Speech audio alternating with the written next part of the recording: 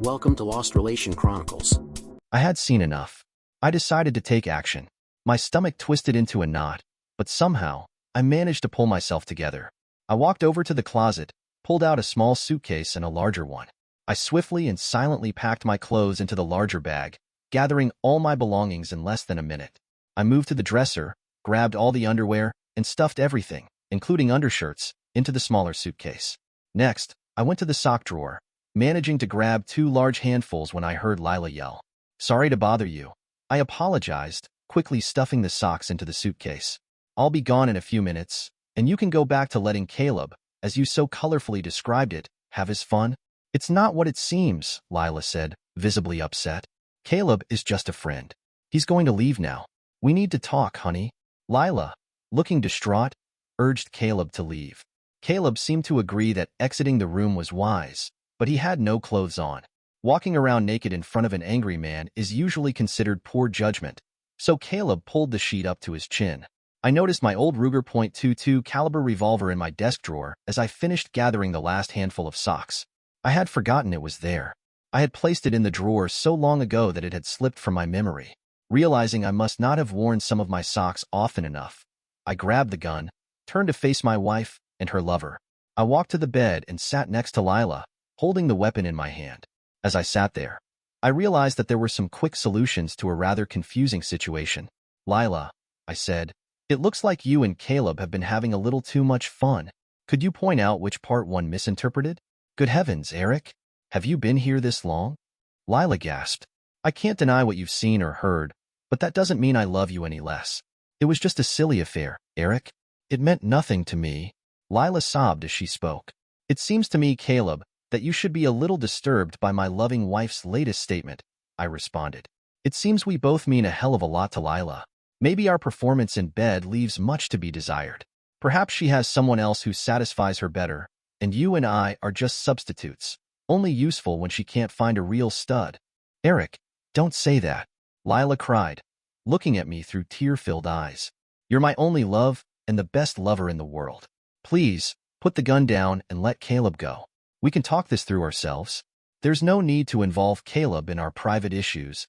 I looked at Lila, hearing her plea. "Well, Lila, I think there's a very good reason you and Caleb have an intimate relationship," I said coldly. "You don't need me moping around, interfering with your hot monkey sex."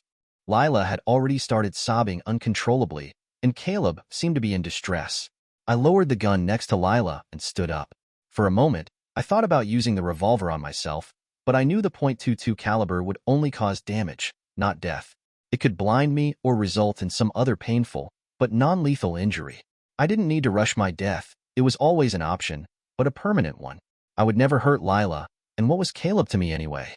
Lila was an attractive woman and could always find another lover. I had been giving in to my own desires for 20 years, but this situation wasn't as dire as it felt. I zipped up the second bag and stood to leave. I turned my back to the bed, ready to walk away. Then I heard it, the unmistakable sound of a dry fire, the noise made when an empty chamber in the revolver clicks after firing. I always kept the empty chamber aligned with the firing pin for safety. I hadn't heard the gun cocking as I was packing my bag, but I knew that if the gun was cocked again, it would fire. Before I could react, I heard the distinct sound of the revolver's trigger being pulled back. Without even looking at the bed, I rushed toward the doorway. I almost made it out, but as I turned left down the stairs, something hit my forehead. The pain was somewhere between a sharp bite and a hammer strike. Instinctively, I dropped the bag from my left hand. Blood was already dripping into my left eye, and when I touched my forehead, I felt more blood and a swelling bump. My head was spinning, but fear pushed me to move faster. I managed to navigate the stairs mostly by memory, but when I reached the front door, I struggled to open it. My hand was covered in blood, and I couldn't get a good grip. I looked around in a panic and realized that the suitcase in my hand was only half closed. I grabbed a sock and used it to wipe the blood off the handle enough to turn it. I ran to my car and sped away, driving as fast as I could. Every few minutes, I pulled another sock from my bag to wipe the blood from my eyes so I could see. Getting shot in the head was far less painful than the time spent in the emergency room. The questions were endless. Everything from the name of my insurance company to who might have shot me. In the end, the small bullet was easily removed from under my skin, and a few stitches were placed. That was the easy part. The police were called because of the shooting, and I had to give them the unpleasant details. I explained that I'd been feeling bad at work and came home early, only to catch my wife, an accountant, in a compromising position. I told them how I had briefly considered ending it all, but ultimately put the gun down and tried to leave. "Mr. Jones, who shot you?" the officer asked. "Did you actually see the shooter?" "I didn't see who did it, but for you, officer, I've narrowed it down to 2 suspects," I replied sarcastically. "You'll have to take it from there." "Do you believe your wife is capable of shooting you?" he pressed. "Try finding out that your wife of 23 years has been sleeping with your accountant," I said bitterly. "Then ask her if she's capable of shooting you. You'll suddenly realize you don't know who she is or what she might do." "To answer your question, it's a real possibility," I admitted, feeling resigned. I was still in the emergency room, wondering why they were stitching up my head when the bleeding had already stopped. I noticed the doctor who had treated me was showing my chart to another man in a white coat, and I guess they were debating whether I even had a brain. The policeman stepped back, and the doctor approached me, his demeanor serious. "Mr. Jones, I'm concerned about your heart," he said. "You mentioned feeling tired and nauseous lately. I strongly urge you to stay here so we can run some tests to determine the severity of your condition. It may turn out that being in the hospital today saved your life." I groaned in frustration. "Butter my ass and call me a biscuit. I'm a lucky bastard. Lucky my accountant slept with my wife. Lucky I came home early and caught them, and lucky one of them shot me in the head. Everything's going great, Doc. Let's just get this over with while I'm on a roll." Turns out, the head wound didn't bother me much. Within a couple of days, I was being prepped for quadruple bypass surgery. Lila tried to visit me before the surgery and again while I was recovering, but I refused to see her. Both of my children were incredible. My son, Max, took a leave of absence from his job in Texas and flew down to be with me while I recovered. My daughter, Lisa, attended a local university and became my advocate while I was unconscious. It's always wise to have someone you trust looking out for you in the hospital. Even Lila's parents came and spent time with me. I was bombarded with advice from everyone. They all believed I needed to sit down with Lila and discuss the situation, what they euphemistically referred to as the situation. I held out for a few days, but eventually, I agreed. I insisted that our children and Lila's parents be present. I wanted everyone to understand my reasoning and my position. The kids brought me home from the hospital, and Lila and her parents met us in the living room. It was the first time I had seen Lila since that day, and the fact that it had been so long brought me some satisfaction. I sat on the couch, with the kids on either side of me. Lila sat across from me in a chair, and her parents sat on the love seat to my left. Lila started the conversation with what I thought were some rather foolish questions. "Eric, how could you suggest to the police that I might have been the one to shoot you? I would never hurt you, honey. You should know that after all these years. I love you," she confessed. "Why didn't you let me visit you in the hospital? I should be the one by your side, helping you recover." Before I could answer, Lisa spoke up. "Let me answer that, Dad," she said. "Mom, you betrayed Dad in the marital bed. He never thought you were capable of that. When he realized what you could do, he realized he had no idea what you were capable of. That's when he told the police what he did. You would have caused him even more stress if you'd been allowed to see him before or after the surgery. He needs love and understanding, not a cheating wife." I was surprised by how well Lisa understood my train of thought. Why didn't Lila understand this already, without having to ask such ridiculous questions? Lila didn't take kindly to Lisa's blunt words. "I'm still your mother, and I don't appreciate you speaking to me like that," she protested. "You should have thought about that before you committed yourself to this man," Lila's mother shot back. "You haven't earned your daughter's respect. You did a terrible thing, so don't act like you're above a good scolding." Lila was taken aback when her mother lashed out at her with such force. She had probably expected her parents to be supportive or, at the very least, neutral. "Okay, I made a terrible mistake. It only happened once, and Eric caught me. I'm ashamed and embarrassed by what I did. But that doesn't mean I don't love Eric with all my heart," Lila pleaded. "I made a terrible error in judgment, and I want to atone for it. Mom, is this family some kind of revival religion where you stand up and admit your sins and get forgiveness?" Max asked. "Maybe Dad could baptize you and wash away your sins, and your memories too. Is that really how you think it's supposed to work?" Lila asked, but everyone seemed to pounce on her. I have to admit, I enjoyed it more than I should have. Her parents and kids were really giving it to her. I spent most of my time thinking about how I could get revenge. What better way to do that than by attacking her closest blood relatives? "No, Max," Lila exclaimed, her voice rising. "I don't have an answer except that I know your father is a wonderful, gentle, loving husband and father. I just hope that my absolute remorse and my love for him means something. I really need him, and I think he needs me. Well, honey, I finally spoke, and the sarcasm was thick in my voice. Do you belong to Caleb now? I wouldn't want you to be an Indian giver or anything like that. Whoever is the better man takes the spoils of victory. I lied. It was just a joke. Really, meant to cut through the tension. No one owns me or my body parts, except you, darling, Lila responded. I'm willing to give you everything I have, everything I am. If you'll forgive me, why should I believe you didn't mean what you said to Caleb? I shot back. I think you were sincere, but you called me a lying, cheating Eric. Now you want things to be different? You're trying to make me tell the truth. You're contradicting yourself. Am I a liar? Or am I telling the truth? Lila reasoned. I'd bet on a liar. You don't have a very strong argument, I replied coldly. You tell me you lie to men, and Caleb was just another victim. How many men have you been with? Do you have a list? Are they all homicidal maniacs? Is there anyone else waiting to put a bullet in my forehead? Between you and that damn quack doctor, there's not much left of my heart. There's barely anything worth hitting. Eric, I swear Caleb was the one, Lila said, her voice desperate.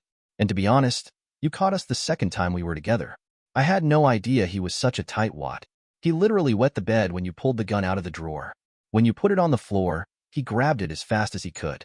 Bringing a loaded gun to a man who's scared to death is not the smartest thing you could have done. Well, pardon me for not having a manual on what to do when you catch your wife having fun with another man in your bed. I shot back. I had no idea what to do. Why hadn't we considered this possibility earlier? You should have known you were a cheater. What were you planning when I caught you? I demanded, my voice sharp. Honestly, I never thought it would happen. But if there's ever a next time, please just shoot me, Lila replied, her voice hollow. It would be so much better than going through this nightmare. My own parents and children have no respect for me, and the only man I love unconditionally despises me. I almost got you killed. A bullet to the head would have been kinder. Though I deserve to suffer, I know it. For a moment, there was silence. I don't think any of us realized the toll it was taking on Lila. Her life had turned into a living hell, and the thought of that brought me a strange sense of satisfaction. I don't think there's much else to discuss. I finally broke the silence. I'm divorcing you, Lila. I don't have a choice. I have terms and conditions. Get a good lawyer, because I'm going to make sure you're held accountable. I have to do this to maintain some self-respect. My lawyer will be in touch. The kids have already found some apartments for me to look at, and our first meeting is in a few minutes. You broke my heart, Lila, and even the doctors couldn't fix it. Goodbye. Lila just bowed her head, sobbing. Her parents walked me and the kids to the door without a word. It was frustrating, but at the same time, it felt oddly fitting. Funny how things turn out. If I hadn't been shot in the head and sent to the hospital, I probably would have died within a couple of weeks, if not less. That's what the doctors told me. In a twisted way, I realized that Lila's affair had probably saved my life, even if it was the worst thing that had ever happened to me. Thankfully, I had a good job and excellent insurance. Lila started working part-time at a department store after the kids left home, but her income was minimal. My attorney made an offer to Lila's legal advisor for an unfair, totally unacceptable settlement. We had to start somewhere, and we could always negotiate later. I was stunned when my lawyer told me that Lila had agreed to the settlement, despite her lawyer's advice. We still had a mortgage on the house, which Lila would never be able to afford on her own. I was getting the lion's share of the savings and equity, and she wouldn't receive any alimony. It seemed impossible for Lila to survive on her own. I was certain of it. Then, like something out of a movie, another stroke of luck came my way. I bought a lottery ticket, and it turned out to be worth several $1,000,000. At first, I was excited, but quickly became fearful that Lila might get her hands on some of it. I kept the ticket a secret, carrying it around in my wallet, often pulling it out when I was alone to hold it, obsessing over what it could buy me. As time passed, the loneliness began to grow, and the pleasure I once got from holding the winning ticket started to fade. I realized that I had already earned all the money I needed, especially now that I was about to be a bachelor. So why was I feeling more miserable, even with the newfound wealth? Money was no longer the issue. I took a week off and went fishing on the Delaware River, spending most of my time on the water, fishing and thinking. After dark, I would drink beer and keep thinking. By the end of the week, I had formulated a plan. Lila's parents agreed to meet me at my apartment on Sunday night. They were sworn to secrecy, not to tell anyone that I had invited them over. Mark, I have a favor to ask you, I began, addressing my father-in-law. If you can't honor my request, could you at least keep what I'm about to tell you a closely guarded secret? I think I can agree to that, Eric, unless it's something that must be disclosed to save a life or something like that, Mark replied. I bought a lottery ticket a couple of months ago. It's worth a little over $4 million if I take the annuity, I said. That's great for you, Eric. Congratulations. What do you need from us? Are you asking us not to tell Lila? Mark asked, his tone suddenly dejected. Yes, Mark. She must never find out that I bought the ticket, I insisted. Eric, you're putting us in a difficult position. You see that, don't you? Nina, my mother-in-law, asked. Not really, Nina, I replied. I want you to tell Lila that you bought the ticket. I want you to divide it between Lila and the children, each getting a third. But please, don't tell anyone that I bought the ticket. No one will question you giving it to your daughter and grandchildren. It's perfectly legal, and it will help the children, plus save Lila's life. Nina had tears running down her cheeks, and Mark cleared his throat and stared out the window. It didn't take much to realize that my offer had deeply touched them. I felt better than I had in ages, especially since the day I came home early and found Lila in bed with someone else. This felt like the first step toward emotional healing. Eric, we'll gladly go along with your plan, Mark said with a smirk. You know, Lila's been staying in more and working longer hours just to keep up with the mortgage. She really knows she messed up, and it's not about the money. Mark wasn't one to speak much. He had spent 25 years as a firefighter in New York City, and he got straight to the point. His daughter's actions hurt him and Nina almost as much as they hurt me. A week later, I received the most bizarre news from my attorney. Lila, my soon-to-be ex-wife, had contacted her lawyer, telling him that she had extra income to declare and that I was entitled to half of it. What kind of lawyer did she have? I instructed my lawyer to inform her attorney that I would not accept any share and that she could keep everything. When the divorce hearing came, we were at an impasse over the distribution of the lottery money. Both sides refused to compromise.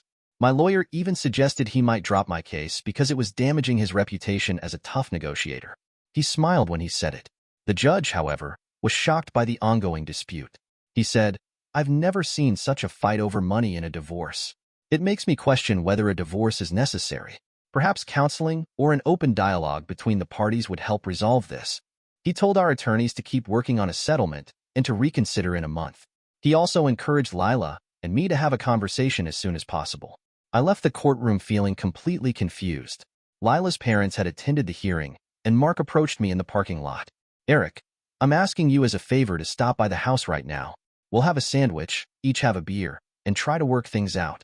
You two are the most stubborn people I've ever seen, he said before leaving without waiting for my reply. When I rang the bell at their house, Lila opened the door. She looked pale but otherwise fine. She barely made eye contact as she led me into the kitchen, where her parents had laid out cold cuts and everything needed for sandwiches that could last a week. Mark handed me a cold beer. Eric, I want to speak first, Lila began. My parents bought the winning lottery ticket and gave it to me and the kids to split. You already know you're entitled to half of my share, since we were still married when we cashed it in. She paused for a moment. I have a selfish reason for wanting you to get your half. It will help me forgive myself for the terrible mistake I made toward you. I know you can't forgive me, but I can't forgive myself either. And it really, really hurts, Lila said, her voice breaking. It's not about the money, Eric. It's about finally doing something right and fair to you.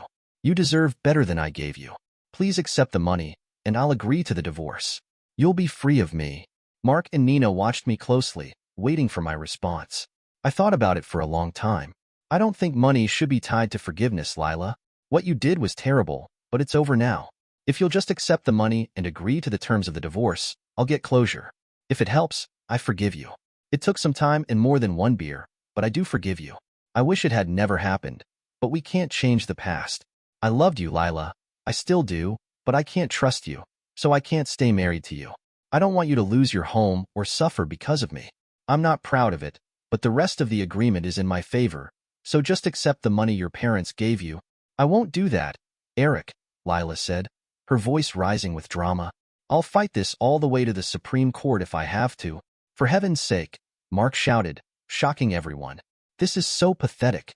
I can't stand it. Lila screwed up and broke your heart. You can't stay married to a cheater, and that's exactly what she is. Lila needs some damn absolution before she'll agree to the divorce. Does that make sense? Mark continued as Lila and I silently nodded. Here's my suggestion. Take it for what it's worth. Lila, give the poor guy a divorce and keep his dignity. He deserves that. After the divorce, go on with your lives, separate for good, and stop this toxic mess. Lila, you've had your chance, but you need to face what you've done. Lila wiped her eyes, her expression a mix of regret and determination. I can't fix everything, Eric, but I'm ready to let you go and take responsibility for my actions. You deserve better than this. Mark gave a heavy sigh but nodded. That's the right choice, Lila. You messed up, but it's time to move forward. This marriage can't survive, but that doesn't mean you both have to be stuck in this misery. With a resigned but calm expression, I turned to Lila. I still care about you, but we can't go back. We're done. The divorce proceedings moved quickly after that. Lila and I agreed on terms without further conflict, settling the financial aspects fairly and without drama. The lottery money, initially a point of tension, was resolved with Lila keeping her share and ensuring the kids were provided for. After the divorce was finalized, we each moved on. Lila took some time to focus on herself, working through her mistakes and starting fresh, while I found peace in knowing that I had chosen to let go of the past. We didn't become enemies, but we no longer needed to be in each other's lives in the same way. Life continued, and in time, both of us healed. I was able to focus on my future without the weight of betrayal hanging over me, while Lila worked hard to rebuild her life. Neither of us found it easy, but we both found the freedom we needed to move forward, separately but with the hope that things would get better in the end. The ballistics report had finally come back, and it was the final piece of the puzzle. The bullets recovered from Eric's body had been traced back to the specific gun that had been found in Caleb's possession, an old model, registered under his name. It didn't take long for the detectives to connect the dots. The arrest of Caleb came after a breakthrough in the investigation, one that left him cornered and without an escape. It was late afternoon when the detectives arrived at Caleb's house.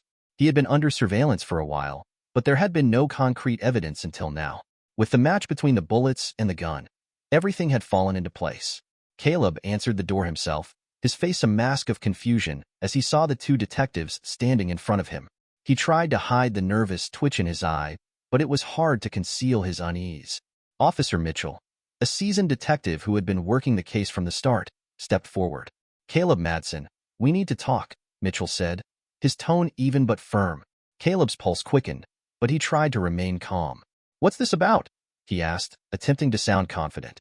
We have evidence linking you to the shooting of Eric Lambert. Your gun was found with the same ballistics that injured him, Mitchell said, his words slow and deliberate. Caleb's mind raced. He opened his mouth to protest, but the words stuck in his throat. How had they found the gun? He had been careful, hadn't he? He thought he'd gotten away with it, that no one would connect him to the crime. But here it was, his mistake, his arrogance. And now it was all unraveling. You're under arrest for the shooting of Eric Jones, Mitchell continued, his partner stepping forward to cuff Caleb's hands behind his back. Caleb's heart pounded in his chest as the reality of the situation hit him. He was being arrested. The consequences of his actions were finally catching up to him. Caleb didn't fight back. He couldn't. The evidence was too strong, and the more he thought about it, the more he realized there was no way out. The smug confidence he had once held onto evaporated in an instant. He was no longer in control. As the officers led him out to the patrol car, Caleb's mind wandered back to the events that had led him here. He had pulled the trigger, fired the shots, thinking it would be the perfect way to take Eric out of the picture. He hadn't intended to kill him, but injuring him, well, that was another story. But it didn't matter. The law didn't care about his intentions. It only cared about the evidence, and the gun had tied him directly to the crime. The ride to the station was silent, except for the occasional hum of the car's engine and the sound of Caleb's breathing. He felt a strange, almost suffocating weight pressing down on him. The walls were closing in. As they arrived at the station, Caleb was taken through the back in trance, away from the prying eyes of the press and public. Inside, he was booked and processed, the reality of his situation settling in deeper with each passing moment. He wasn't the one in control anymore. He wasn't the one calling the shots. He was the one in cuffs, the one facing charges. Caleb sat in the dimly lit jail cell, his back against the cold concrete wall. The harsh fluorescent lights buzzed above him, casting an unflattering glow on his sharp features. The sound of heavy footsteps echoed through the corridor as a guard passed by, his keys clinking loudly. Caleb barely looked up. He was too lost in his own thoughts. The world had been turned upside down for him in the span of a few weeks. In court, his smug smile had faltered as the evidence was laid bare before him. The star witness was none other than Lila herself. She stated how Caleb had once discussed killing Eric, but it was never a serious discussion. It was proven that Lila had no direct connection with the shooting and Caleb acted on his own without her knowledge. The prosecutions also highlighted that it was due to Lila's support that the cops could have Caleb as a man of interest and then did the investigation. Lila was responsible for the arrest of Caleb. The once confident Caleb now stood in a prison cell, facing the consequences of his actions. But now, he was just another number in the system. His first few days in jail had been a mix of confusion and disbelief. But now that reality had sunk in, he had become the target of everyone's frustration. Caleb's smugness didn't help matters. It only fueled the anger of the other prisoners, who saw him as a symbol of the system they despised. It didn't take long for the beatings to start. The first time, it was a group of men in the shower. Caleb had been standing there, his arrogance still intact, when one of them threw a punch. It connected with his ribs, and before he could react, another blow landed on his face. They surrounded him, their fists raining down as he tried to protect himself, but it was no use. They were relentless, the fury of 1,000 frustrations directed at him in those few moments. The second time, it was in the yard. Caleb tried to keep his head down, his eyes darting nervously around, but he couldn't escape the looks of contempt.